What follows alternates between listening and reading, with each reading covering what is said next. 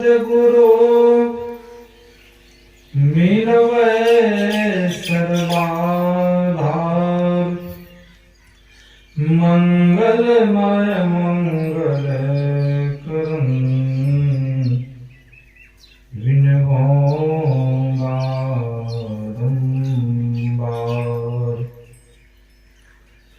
मेरा मुझ में कुछ नहीं, जो कुछ है प्रभु तो तेरा तुझको सौंपता। क्या लागत प्रभु मोर। श्री सद्गुरु महाराज की जय। परमाराध्य आराध्य जी की श्री जुगल चरणों में कोटि सहनमन। मंच पर मंचासीन पूज्यपादाचार्य स्वामी श्री पूर्ण चेतन जी महाराज की श्री जुगल चरणों में कोटि सहनमन। मंच पर मंचासीन स्वामी विनय सागर जी महाराज, भरत बाबा, सत्संग उपस्थित धर्म प्रेमी माताओं एवं बहनों, ये विशाल आयोजन जो रखा गया है, इनका आयोजक श्री अशोक बाबू 2 दिवसीय संत सत्संग का आयोजन रखा है। अभी हम आप सत्संग योग भाग प्रथम से वेद मंत्र के ऋचा को श्रवण किए। पाठ में हम आप सुन रहे थे सत्संग की महिमा, सत्संग की विशेषता। वेद भगवान कहते हैं, हे मनुष्यों, जगत प्रसव करता ईश्वर का तत्व ज्ञान प्राप्त करने के लिए पहले बुद्धि योग और मानस योग तथा अग्नि की ज्योतियों का योग कर। जगत प्रसव, प्रसव का अर्थ होता है जन्म देना। इस संसार को उत्पन्न किसने किया है, जन्म किसने दिया है, इस संसार को किसने बनाया है? परम पिता परमात्मा ने बनाया इस संसार। उस परमात्मा के तत्व ज्ञान को जानने के लिए, जिस ज्ञान को जान लेने पर अखंड सुख पाता है मानव, कल्याण पा लेता है, पुनः इस संसार में नहीं आना पड़ता है। वह ज्ञान कहाँ प्राप्त करेंगे, कैसे प्राप्त करेंगे? वही उपनिषद वेद भगवान कह रहे हैं, उस ज्ञान को पाने के लिए बुद्धि योग करना होगा। बुद्धि योग सत्संग करना होगा। फिर पुनः मानस योग करना होगा। मानस जप करना होगा और मानस ध्यान करना होगा और ज्योतियों का योग करना होगा। दृष्टि साधन करना होगा वह ज्ञान को पाने के लिए। वह तत्व ज्ञान क्या है? वह तत्व ज्ञान है परमात्मा के ज्ञान है। वह ज्ञान जो सत्संग करते हैं वही उस ज्ञान को कहते हैं। इसलिए गोस्वामी जी महाराज ने कहा है, बिनु सत्संग विवेक न होई, राम कृपा बिनु सुलभ न। सार का ज्ञान बिना सत्संग किए कोई कहे जान ले, असंभव है, नहीं जान पाएगा। उस ज्ञान को जानने के लिए सत्संग करना होगा। पूज्य साहिब स्वामी जी महाराज ने उसी ज्ञान को जानने के लिए उन्होंने कहा है, सत्संग बिना सोचो मानव, जग में वह ज्ञान कहाँ हो। जिस ज्ञान की छाया में जाकर अपना कल्याण कहाँ होगा। सत्संग में संत वचन रूपी सद्ज्ञान की गंगा बहती है। संत महापुरुष कहते हैं, वह ज्ञान जो है, वह ज्ञान कहीं जाने से हम प्राप्त नहीं करते। संसार में कहीं भी चले जाएंगे, वह ज्ञान नहीं मिलने वाला है। जो ज्ञान परम कल्याण करेगा, वह ज्ञान क्या है? तो उस ज्ञान पा लेने पर मानवों को विवेक हो जाता है, सत्य असत का पहचान हो जाता है, मधुर भाषी बन जाता है। उस ज्ञान को पा लेने पर वह ज्ञान कहाँ मिलता है? तो वह ज्ञान इसी सत्संग में मिलता है। इसीलिए ब्रह्मानंद जी ने कहा है, बिनु सत्संग विवेक न। उन्होंने कहा, बिना सत्संग का वह ज्ञान नहीं हो सकता। वह ज्ञान क्या है? वह ज्ञान ईश्वर के अंग है। इसलिए परमाराध्य गुरु महाराज जी ने इस सत्संग को उन्होंने कहा, सत्संग मेरी श्वास है। श्वास कोई लेना छोड़ दे, सुंदर से सुंदर शरीर है, सांस लेना छोड़ दे तो उनको क्या करते हैं? उनको जला देते हैं, मृतक शरीर हो जाता है। विद्वान से विद्वान का शरीर हो, धनवान से धनवान का शरीर हो, जब आत्मा निकल जाती है तो वह शरीर मृतक शरीर हो जाता है। उस शरीर को हम आप घर में नहीं रखते, रखते हैं घर में, उस शरीर को हम जला देते। क्यों? फिर उनके श्राद्ध कर्म भी करते हैं। इससे क्या होता है साबित? उस शरीर में कोई रहने वाला था और उस शरीर से चला गया। वही संत महापुरुष कहते हैं, सत्संग जो है मेरी श्वास है। सत्संग जिन्होंने पा लिया है उनका परम कल्याण हो गया। अभी हम आप लक्ष्मीपुर के धरती पर बैठे। लक्ष्मी और पूर का क्या अर्थ होता है? पूर का अर्थ होता है स्थान, ऊंचा महल, अगम पुर जहवा, संत समागम हो। कबीर साहब ने कहा, वह स्थान ऐसा है वहां कौन विराजते हैं? संत समागम। वह स्थान का कभी विनाश नहीं होता। ऐसा स्थान कौन है? उनका कभी विनाश नहीं होता है।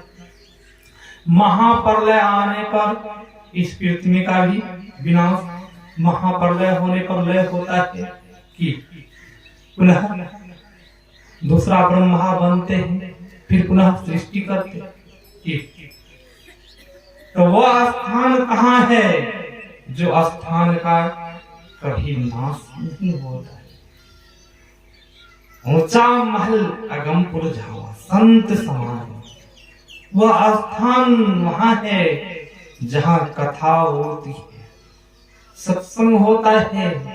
वहां पर जाकर के सुनने से वह मानव सत्य को जान लेता है। जिन्होंने सत्य को जान लिया उनका कभी महाप्रलय आने पर भी उनका नाश कभी नहीं होगा, वह मानव बच जाएगा। कौन? जिन्होंने सत्य को जाना, अपना आप को पहचान लिया। वह मानव कौन है?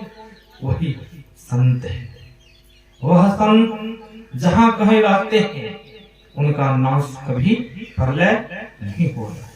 वह सन्यासी हो या पेंट धोती पहने हो, कोई भी हो, जो सत्य को जिन्होंने जान लिया, जिन्होंने आत्मा को पहचान लिया, उनका कभी विनाश नहीं होता है। वह मानव जहां कहीं रहते हैं वह सबों का कल्याण ही कल्याण करते। वह मानव गांव समाज में रहे तो गांव समाज का कल्याण करे। वह मानव जंगल में रहे वहां पर भी सबों का कल्याण। इसीलिए संत महापुरुष ने कहा है, जो उन्होंने संत को पहचान लिया, सत्य को जान लिया है, जो अपना आप संतुष्ट को प्राप्त कर लिया, सत्वत्व को प्राप्त कर लिया, वह मानव संत है, हाँ पुरुष है।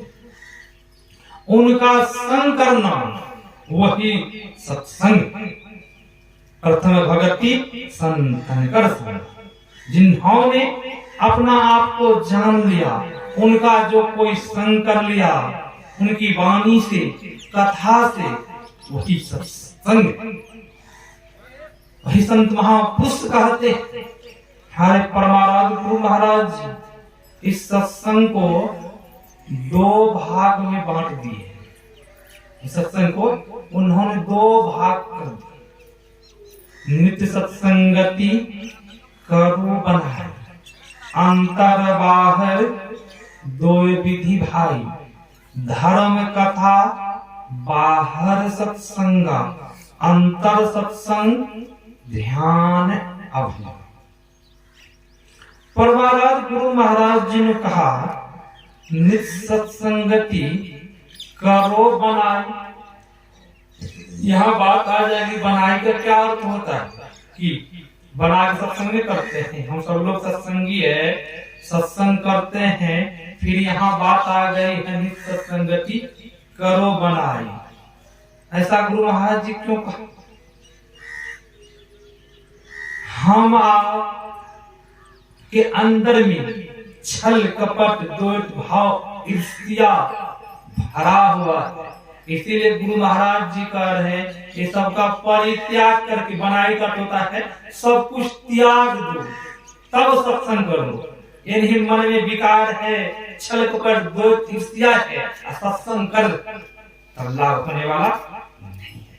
नित्य सत्संगति करो बनाए, बनाए सत्संग करो तब लाभ होगा। अंतर बाहर 2 विधि भाई, धर्म कथा बाहर सत्संगा, अंतर सत्संग ध्यान अभंग। बाहर जो कथा सत्संग होता है, इस सत्संग में आने से सुधार होता है।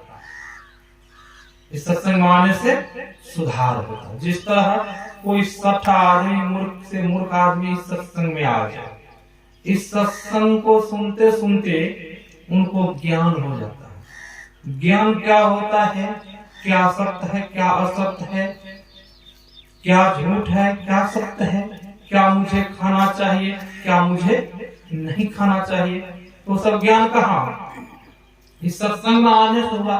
बहुत तो ऐसा है, सत्संग सुनते सुनते मीट मछली खाना छोड़ देता है, झूठ बोलना छोड़ देता है, पंच पाप करना छोड़ देता है, पुनः संत मत से जुड़ भी जाता है।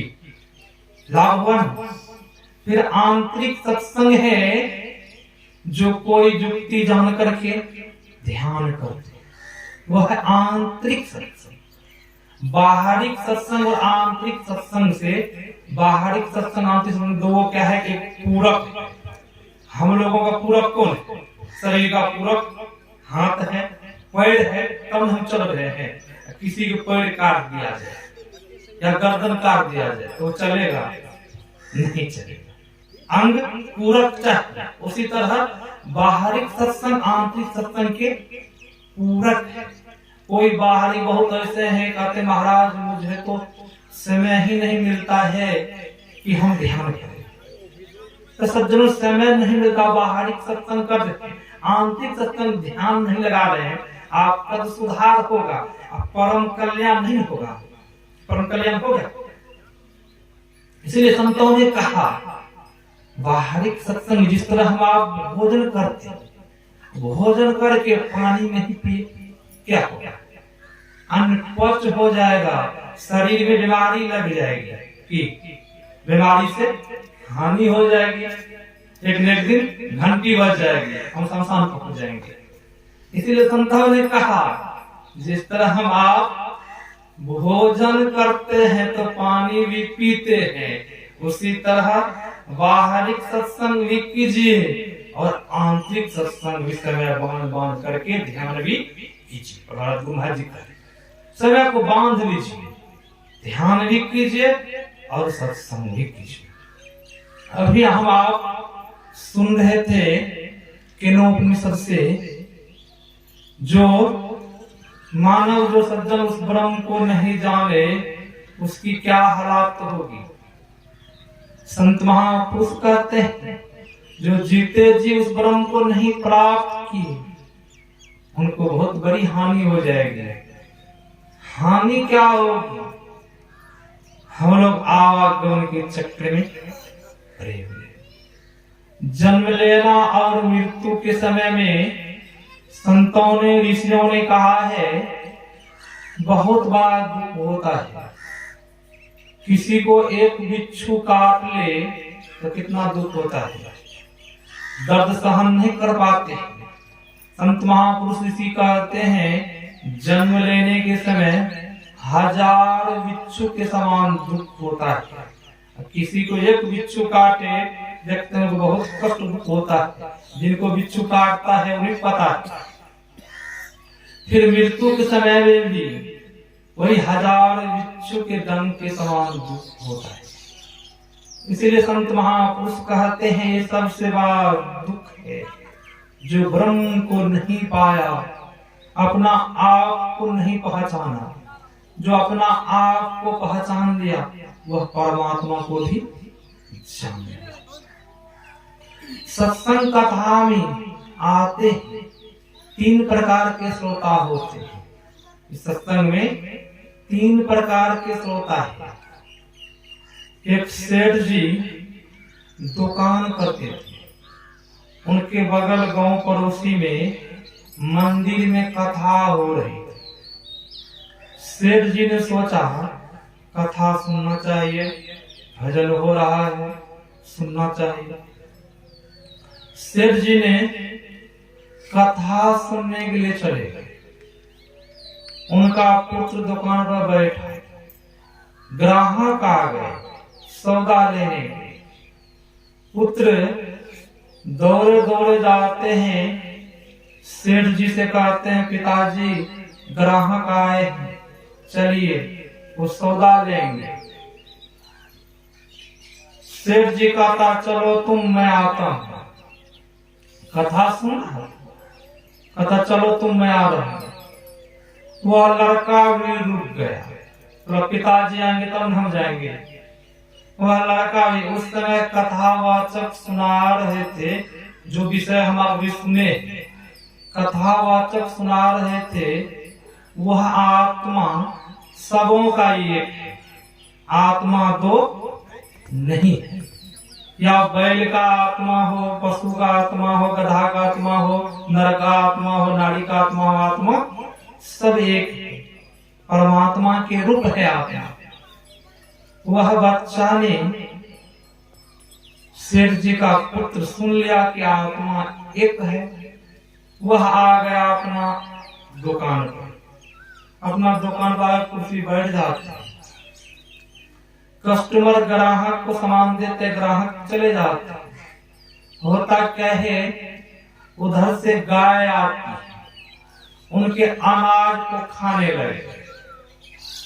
उनका पुत्र सोचा, अभी तो कथावाचक सुना रहे थे, आत्मा सबों का एक है। वह यह विचार करके उस गाय को नहीं भगाते। उसी समय उनके सेठ जी पिताजी आ गए। अब पिताजी जो आ गए, पिताजी कहता अरे महामूर्ख तुम बैठा है गाँव यहाँ आकर के इस गोरा का अनाज खा रहा है, तुम देख रहा। वह गुस्सा मार करके एक लाठी छड़ी से 2-4 छड़ी लगाते हैं, गाय भाग जाती है। उनका पुत्र चिल्लाने लगे तो पुत्र से कहता सेठ जी क्या हुआ तुझे? तो उनका पुत्र कहता है अभी जो आप छड़ी से लाठी मारी मुझे चोट लगी। तो कैसे? उनका पुत्र कहता मैं अभी सुना कथा में कथावाचक कह रहा था सबों की आत्मा एक है, आकर के मेरा पीठ देखिए मुझे चोट लगी। उनके पिताजी सेठ जी आते हैं, जब पुत्र के पीठ को घाते हैं देखते हैं चोट लगी हुई लाठी के चिन्ह, उनको बड़ा आश्चर्य हुआ। और उनका पुत्र वैरागी, उनका पिता कहता सेठ जी कहता है अरे वो तो कथावाचक ने कहा, उनको सुन लिया बस हो गया। वह कथावाचक सुना रहा था वहां तो मैंने सुन लिया। कहने का मतलब क्या? एक होता है श्रोता, सुन लिया थोड़ा धारण करता है, एक श्रोता होता है सुन लिया इधर से सुना उधर निकाल दिया। और उनका पुत्र जो सुना कि आत्मा सबों का एक होता है, उनके पीठ पर चोट लगी थी छड़ी की, उन्होंने वैरागी ही बन गया। वह पूरा धारण कर लिया कि आत्मा एक होता है, सबों का आत्मा एक है, दो नहीं। वह उनका पुत्र वैरागी सन्यासी बन गया, महात्मा बन गया। उनके सेठ जी को बड़ा एहसास हुआ। और शरीर बूढ़ा हो जाने पर एहसास करके क्या मिलेगा? कुछ मिलेगा? इंद्रियां शिथिल हो जाती है, इंद्रियां कमजोर हो जाती है। आप ध्यान में बैठेंगे, आप ध्यान पर नहीं बैठ पाएंगे कि शरीर में शक्ति नहीं। आप इधर चाहेंगे बैठने के भजन करने के लिए, आपसे भजन नहीं होगा। क्यों? शरीर की शक्ति नहीं, शरीर शक्ति नहीं। शरीर में शक्ति रहेगी तब आपसे भजन होगा। इसीलिए संतों ने कहा कि वह काम, वह धन आपका जवानी में होगा। जिस तरह हम संसार के धन संग्रह करते हैं, पंजाब दिल्ली अमेरिका विदेश जाते हैं कमाने के लिए, धन संग्रह करने के लिए, जवानी में नहीं। बुढ़ापा में आपसे धन संग्रह होगा। बुढ़ापा में जो कुछ कमाते हैं जवानी में, वह बुढ़ापा में बैठ के खाते हैं, सोचते हैं बैठ के खाएंगे। ऐसा पुत्र नालायक होता है और पिता को घर से निकाल देता है कि बुढ़ापा में सोचता है बहुत धन संग्रह करता है कि हम बुढ़ापा में बैठ के खाएंगे। ऐसा पुत्र नालायक होता है, पिता को निकाल देता है। एक गांव में एक सेठ जी थे, उनको कोई संपत्ति की कमी नहीं थी। 14 मकान जगह बना हुआ था। उनका पुत्र ने क्या किया, उस सेठ जी को पान के गुमठी में डालने के लिए दे दिया। जो पान की गुमठी बनी जाती है, उनको घर से निकाल दिया बुढ़ापा पर। अभी भी गांव समाज में बहुत लोग निकाल देते हैं घर से, ऐसा पुत्र नालायक हो जाता है। उनको पता ही नहीं है। और भगवान श्री राम शिक्षा दी है, प्रातः काल उठ के रघुनाथा, माता पिता गुरु नागही माथा। माता पिता गुरु भगवान के तुल्य होते हैं। उस नालायक को, नास्तिक को पता ही नहीं। पहला गुरु वेद को ज्ञान पढ़ेंगे, पहला गुरु कौन है तो माता पिता है। कभी सात गुरु के वर्णन किए और पहला गुरु माता पिता के वर्णन किए। वह सेठ जी को गुमटी, पान के गुमटी में रहने के लिए दे दिया। अब धन संपत्ति कोई चीज की कमी नहीं है, सब कुछ है। फिर देख ले हालात क्या हुए। धन संपत्ति जमाने में उसने कमाया, संग्रह किया, बुढ़ापा आने को उनको निकाल दिया पुत्र ने। उस गुमटी में रहा, पेट के लिए, जीविका के लिए कुछ तो करना पड़ेगा। वह रस्सी बना करके बेचते थे। संजोग कारणवश उसकी मृत्यु हो गई। उनका पुत्र साहब जब उनको लेकर जाने लगा स्मशान, अर्थी निकाली गई, उनके नाम पर बहुत पैसा लुटाए। अभी भी गौ समाज में जब किसी की मृत्यु होती है, जब आरती निकलती है, डोली जब निकलती है, तो उनके नाम पर पैसा लुटाते हैं। क्या कहते, पैसा वहां मिलेंगे। कबीर साहब कहते हैं, साधु भाई जीवत ही करो आशा, जियत कर्म के फांसन काटी, मुरे मुक्ति का आशा, तन छूटे जीव मिलन कहत है, सो सब झूठी आशा। साधु भाई जीवत ही करो आशा। अब मरने के बाद आशा, कोई आशा होगा वहां कुछ दान पुण्य कीजिए, भंडारा कीजिए, वहां मिलने वाला नहीं। जो जीते जी कर्म किए वही वहां मिलने वाला। अब उनके नाम पर बहुत पैसा लुटा रहे हैं। जब जला करके आए, उनके पुत्र सब उनके नाम पर बहुत भोज भंडारा, मिठाई, बहुत तरह की मिठाइयां बनी, रसगुल्ला बर्फी, उनके नाम पर भंडारा भोज चल रहा है। क्या उनको मिलने वाला है? उनको मिलने वाला नहीं। कुछ सज्जन उनके सगे संबंधी उनके पुत्र से कहते हैं, देखो जी गुमटी पर जो चादरा है, इनका चादरा दूसरा लगा दो। तो उनके पुत्र ने कहा, किस लिए चादरा लगाऊं, मुझे कोई जरूरत नहीं चादरा लगाने का। पिताजी थे, पिताजी की मृत्यु हो गई, कोई रहा नहीं, उस गुमटी में कौन रहेगा। हम लोग घर मकान है, रहने के लिए सुंदर महल हवन है। तो सज्जन ने कहा, जब आप भी बूढ़ा होंगे, आपका भी पुत्र इसी घर में रहने के लिए देगा। अब इसीलिए अब ये इनका चादरा बढ़िया से फिटिंग कर लीजिए, ताकि इस गुमटी में रहने में कोई दिक्कत नहीं आए। मतलब क्या, हम आप मरने पर बहुत कुछ करते हैं। संत महापुरुष कहते हैं, वह स्थान क्या है, वह स्थान, वह गुमटी क्या है, परमात्मा के घर है। उनके बारे में आप ये जान लीजिए कि मरने के बाद कहाँ जाएंगे, कहाँ नहीं, पता नहीं।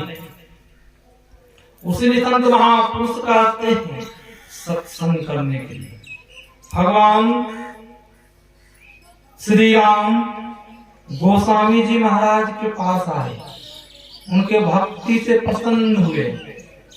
जब गोस्वामी जी के पास आए तो गोस्वामी जी महाराज से कहते हैं, गोस्वामी जी मुझसे कुछ मांग लो। तो गोस्वामी जी महाराज कहते हैं, प्रभु जब आप मुझ पर प्रसन्न हैं, खुश हैं, तो मुझे आप अपना सत्संग दीजिए। देहु सत्संग निज अंग श्री रंग भव भंग कारण श्रम शोक हार। हे प्रभु, आप जब मुझे देने के लिए चाहते हैं, अपना सत्संग दीजिए। सत्संग क्या है? आधा अंग है, परमात्मा का आधा अंग है। जिनको आधा अंग मिल जाए, एक न एक दिन पूरा अंग भी मिल जाएगा। पहले आधा अंग मिलेगा तब ने। आधा अंग क्या? यही सत्संग है। आधा अंग के लिए सत्संग करना हो। पर महाराज गुरु महाराज जी कहते थे, पहले जमाने में चिट्ठी चलती थी, और चिट्ठी जब किसी घर पहुंचती थी तो चिट्ठी पढ़ करके बहुतों खुशी होती थी। जब शुभ समाचार आता था तो खुशी मिलती थी, और जब कहीं अशुभ समाचार रहता था तब दुखी होता था कि दुख पहुंचता था। उसी तरह संतों की वाणी क्या है? संतों की वाणी चिट्ठी है, और चिट्ठी पढ़ने से खुशी होती है। संतों की वाणी चिट्ठी में शुभ समाचार है, और संतों की वाणी जो है कल्याणकारी है। जो संतों की वाणी को पढ़ते हैं उनका कल्याण होता है। आज घर घर में लोग कलह है, दुखी है। घर में पिता और पुत्र रहता है, पिता को पूछ दीजिए कि आपका पुत्र कैसे है, तो पिता कहता मुझे पता नहीं, कहाँ गया है, कहाँ रहता है, मुझे पता नहीं। एक ही परिवार में, एक ही घर में रहते हैं, उनको पता नहीं है। उनके पुत्र को पूछ दीजिए आपके पिताजी कहाँ गए हैं, वो कहते मुझे पता नहीं। क्यों? एक ही घर में है, दूरी बनी हुई है। सासू माँ है, और पुतोहू को पूछ दीजिए सासू माँ के बारे में, वो नहीं बता सकती। तो मुझे महाराज पता ही नहीं। क्यों? एक ही घर में रह रहे हैं, फिर भी पता नहीं। क्यों? दूरी बनी हुई है। क्यों? इनका कारण क्या है? आज घर में संतों ने कहा है उत्तम काम है ध्यान करना। सबसे उत्तम काम संसार में काम है तो कौन सा काम है? तो ध्यान करना। मध्यम काम है शास्त्र अध्ययन करना। अधम काम है मंत्र का जप करना। अधम है तीर्थ भ्रमण करना। संत महापुरुष ने कहा है अब ध्यान सत्संग करने से मन उब जाए तो क्या करें? धर्म ग्रंथ का पाठ करें। धर्म ग्रंथ का पाठ करने से क्या होता है? ज्ञान प्राप्त होता है। जिनको ज्ञान प्राप्त हो गया उनसे कभी गलती नहीं होगी। गलती किनसे होती है? अज्ञानता बस। जिनको ज्ञान नहीं वह धर्म ग्रंथ हम आप आजकल पढ़ने के लिए समय ही नहीं मिलता है कि बहुत तो कहते महाराज समय ही नहीं है धर्म ग्रंथ को पढ़ेंगे। धर्म ग्रंथ अवश्य पढ़ना चाहिए। पढ़ने से बहुत ज्ञान होता है और जिनको ज्ञान हो गया उनके परिवार में कभी कला कलेश नहीं आ सकता। इसीलिए संतों ने कहा उत्तम काम है ध्यान करना। मध्यम काम है शास्त्र पुराण का अध्ययन करना। जब सत्संग करते करते बहुतों का मन उब जाता है तो अब क्या करें? जब मन उब गया तो ध्यान करें, धर्म शास्त्र का पाठ करें। धर्म शास्त्र पढ़ते पढ़ते पुराण पढ़ते पढ़ते मन की का उब गया तब क्या करें? तो बहुत लोग मन उब जाता है, क्या करते हैं? बातचीत करने के लिए चले जाते हैं। कि यहाँ संतों ने कहा बातचीत नहीं करने के लिए, यहाँ कहा धर्म शास्त्र जब मन उब गया तब ध्यान करो। और अधम में मंत्र का जप करना बताया है। और अधम हम आप जो तीर्थ भ्रमण करते हैं जल फूल चढ़ाते हैं सबसे नीचा श्रेणी का भक्ति है। सबसे नीचा श्रेणी का संत महापुरुष कहते वही जुक्ति जान करके जब भजन करेंगे तो हम आप अंदर में चलेंगे तो वह सुख को पा लेंगे। राज गुरु महाराज जी कहा न नित्य प्रति सत्संग कर ले प्यारा तेरा कार सरे सारा। सत्संग करने से सब काम बन जाता है। जो काम नहीं बनने वाला है वह काम सत्संग करने से बन जाता है। इच्छा की पूर्ति हो जाती है। सत्संग क्या है? तो कल्प वृक्ष है। जो कोई कल्प वृक्ष के सामने पहुंच करके वहां जो जो इच्छाएं करेंगे इच्छाएं की पूरी हो जाती है। एक सज्जन ने इस सत्संग को भी संत महापुरुष कल्प वृक्ष ही बतलाया। एक सज्जन ने जंगल से गुजर रहा था, तेज धूप थी। उनके मन में हुआ वृक्ष के पास आराम कर लेता हूँ फिर पुनः यहाँ से चलूंगा। वृक्ष के पास गए। उस सज्जन को बहुतों जोर की प्यास लगी। सज्जन मन ही मन सोचता है यहाँ पानी की व्यवस्था हो जाती, थोड़ा मैं पानी भी पी लूं। मन में सोच ही रहा था, बगल से गंगा जी की धारा बहने। सज्जन ने गया, उस गंगा में मुंह हाथ धोया और पानी भी पिया। फिर पानी पी करके वृक्ष के पास आ गया। फिर सज्जन ने मन ही मन सोचता है भूख भी लगी हुई है, कहीं भोजन आ जाता तो मैं भोजन कर लेता, बहुत अच्छा होता। क्या है? भोजन की थाली आ गया।